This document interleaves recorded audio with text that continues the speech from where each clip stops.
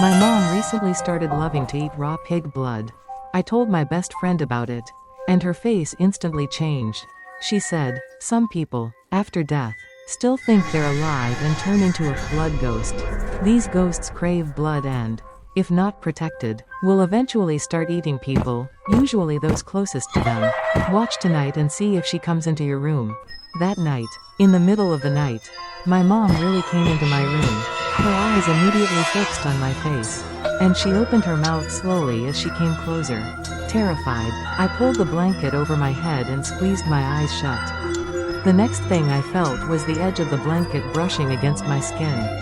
I was too scared to move. I lay there, hardly breathing, hoping she'd leave soon. After a long wait, I finally heard her footsteps and the sound of the door closing. My heart sank with relief. But after that, I was completely awake for the rest of the night. The next morning, things felt different. My mom didn't drink any pig blood at breakfast like she had been doing every day. When she noticed I was awake, she said, "Have you been kicking your blanket off at night? Is your room too warm?" I was surprised. "Mom, how did you know I was doing that?" She smiled and said, "As soon as the weather cools down, I always come to check on you. Ever since you were little, you've been prone to getting cold. You'd end up waking up crying when you were too cold, and it always made my heart ache." Hearing that, I felt a wave of guilt and warmth. All these years, even if my mom didn't seem openly affectionate, deep down she still cared for me. And what was I doing? Suspecting her of being some kind of ghost. The guilt sank deep. "Mom, what are you making today?" I asked. "Cilantro pancakes," she replied. "The whole family loves them. And you and your brother don't have school today, so I thought I'd make some for lunch." That just made me feel even more ashamed. Mom had been so good to me, and I was suspecting her of being some monster? After lunch, my best friend messaged to ask how things were going. I gave her an earful. "You can't say things like that anymore. It almost ruined my relationship with my mom. She's been so good to me, she even made cilantro pancakes for us." My best friend replied, "That's exactly how it works.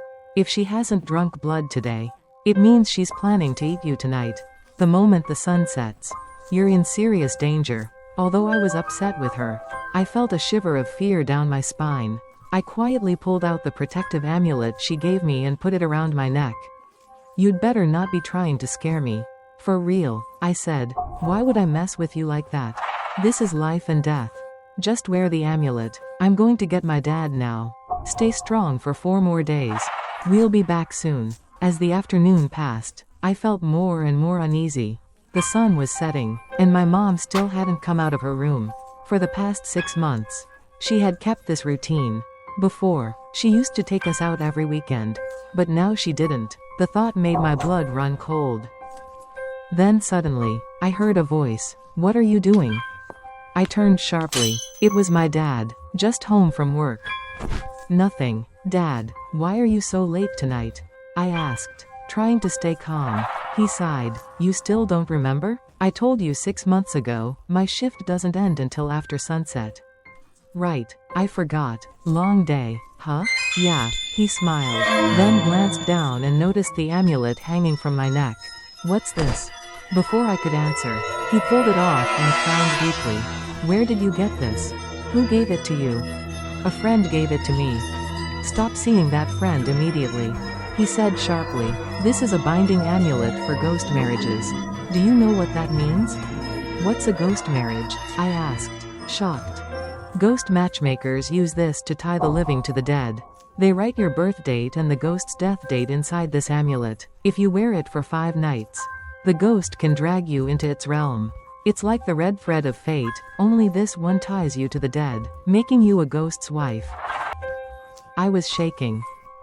"Dad, how do you know all this?"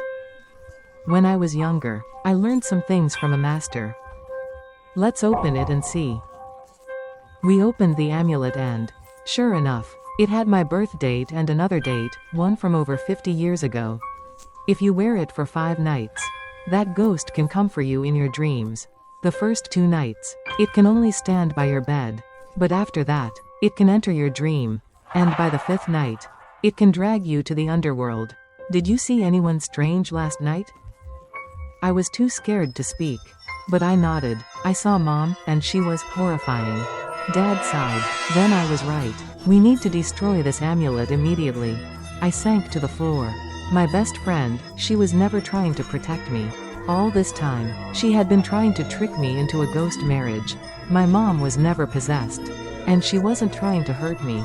The only one I needed to fear was the friend who gave me that amulet in the first place.